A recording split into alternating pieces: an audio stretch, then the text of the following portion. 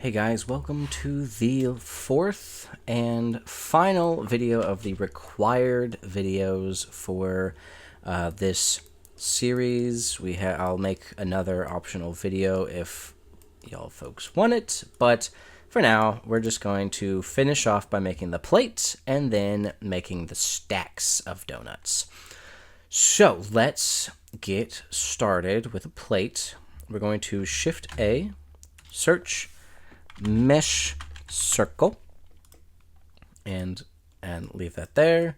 And then I'm going to Shift A, search join geometry, and add you like here, and then this mesh circle right there. And now you can see we have a circle next to the donut. I'm going to go back to this standard viewport, and I'm going to say fill type. As if we extend this, we can see fill type, vertical, vertices, radius, etc. Fill type, ingon, we want it to be filled. And radius, like, we'll say 6 inches. I want a foot wide plate. I mean, let's go 8 inches, 16-inch plate. There we go, that's better. All right, and then from here, I'm going to search, and I'm going to say EXTR for extrude mesh. And it's going to get a little funky as we're extruding the faces by a meter, basically. It's almost a 0.05. Oh, goodness. And it's still rough because we're extruding the faces going that way. And actually, you probably could say negative 0.025. And extrude the faces down that way. Or you can say edges 0.025 and extrude the edges up. And now we need something, the usual that we add, a transform geometry. And then we can transform it negative 1.5 inches. Nope. Negative 0.75 inches. Negative 0.85 inches, negative 1.1 inches. All right, that'll work for now. You go into the material and you can see that it is pretty much touching. Close enough, close enough. A lot of what I'm doing right now is close enough. So we have that. So now we have a not very smooth plate. So what we can do is we can go either a set spline type, set shade smooth, which gives us a bit of some fun stuff going on. You can do edges or faces, or if we Control X, Shift A, subdivision surface as usual. And that'll give us that nice rounded look. And then after that, we'll do a set shade smooth to really finish it off and give us that look. And then I'm going to do a Shift A, search set material, add that, click on this material space and find plate. And then let's go to the shading tab. And then in the slot 1, click on that and find plate. And honestly, this is just going to be a super basic, like, color change. I'm going to make it a little bit like that. I'm going to bring the roughness way down, and then I'm going to subsurface maybe weight of 1, radius of 1, and then 0.0005. Maybe, like, just play with it, have fun. And then, do we want to add metallic to it? No, we don't. We don't want to add metallic at all to it. Do we want to add any roughness at all? No, I don't think we want to do any roughness. And we're just going to have that. I put very little time into coming up with the plate because I wanted to focus on the donut. So the plate is going to look a little janky just because that's just how it is. And if you want to... And don't forget to G to move. If you want, you can do offset. You can do math multiply And then you can say by like 0.0001, and then you can drag out from the top value and say just value, and you get value, just literally something called value. And then you can play with this and you get much smaller changes to what you're doing. I might go like that. What if we go 16 vertices? Ooh, that actually smoothed things out. So if we go back to 32, yeah, I might go 16 vertices instead. Smooth things out a little bit. Look at that. Okay, great. Boom. All right. And so doing the set shade smooth in front of the subdivision surface did nothing. And we did 16 vertices on the mesh circle to get a smoother plate, apparently. Explore. Play with it. But okay, now we have a plate. That's it. That's my plate. That's what I'm doing for the plate. I'm going to drag, select all of that, and then once again, Command J in for the flyout menu and do plate and color green. Why not? Label size all the way up, and then drag this up a little bit. And now it's time for the stacks. The stacks is kind of fun. So let's go up here above the donut, and I'm going to Shift A, search join geometry. I'm going to throw it into just this join geometry for right now. Okay, so Shift A, search mesh line, and throw you in there. And now we have just a 1 meter long line, and that's good. That's what we want. I want the offset, and I want the count to be like 5, and I want the Z to be like 12 inches. So now we have, actually no, this needs to be like 4 inches maybe. Even that seems a little. Let's continue with this stack. So we have a mesh line. We have a count of 5. And now what do we do? Well, we do this kind of the same thing that we did with the sprinkles. We do distribute points on faces. Then we do an instance on points. And then we did this way too far back. Because we do from this join geometry up to our instances. And then we do another Shift A join geometry here. And then we drag from that to this. Oops. From that to this. And that should... hold on. There we go. We don't need the points on faces. So, because this is a set of points. All right, great. So, we do the mesh line to the instance on points. And for the instance, it is our donut icing sprinkle join geometry node. So it's the whole kit and the caboodle all right there. And then we do a, let's do a Shift A transform geometry just in case. And then what we can do is we can Control right click and drag and remove that. Now that randomness is crazy that it picked. Oh, it's okay. It's 2 chocolate, 2. I'm gonna change my black icing color scheme. Hold on. I'm gonna go to shading. Gonna go to icing. I'm gonna change this guy. I really am. I'm gonna make him orange. It's gonna be bright orange, bright pink, and brown. There we go. There we go. That looks way better. Okay. Sorry.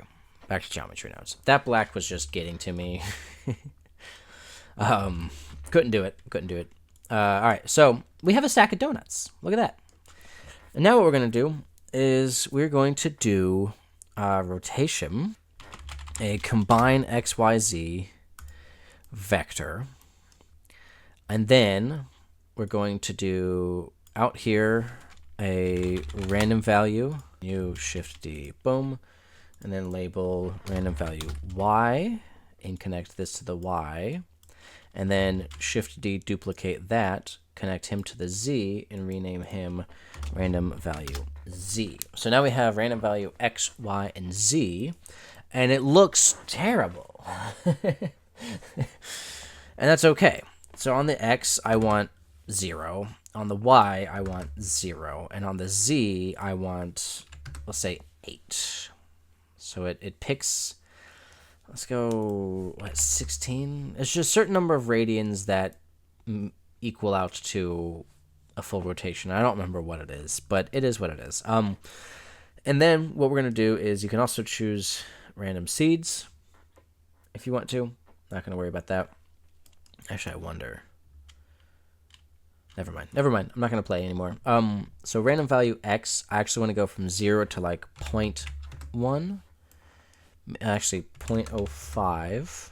I'm going to go from negative 0.05 or negative 0.05. So now we have a little bit of rotation on that. And then the same thing here, from negative 0.05 to positive 0.05. Now I have a little bit of rotation right there. So it doesn't look like it's all one perfectly even stack. And you can change the magnitude of these as you want. It is completely up to you. I think I might do 0.075. Yeah, kind of play with it just a little bit more. Yeah, I like that. Okay, and now with this stack, what we're going to do is we are going to scooch it over. So you could do it on the mesh line, or you could do it on the transform geometry. So if we say like 0.05, it moves over. We are going to do it on the mesh line because of one specific thing. Because we have the start and end. So if we start at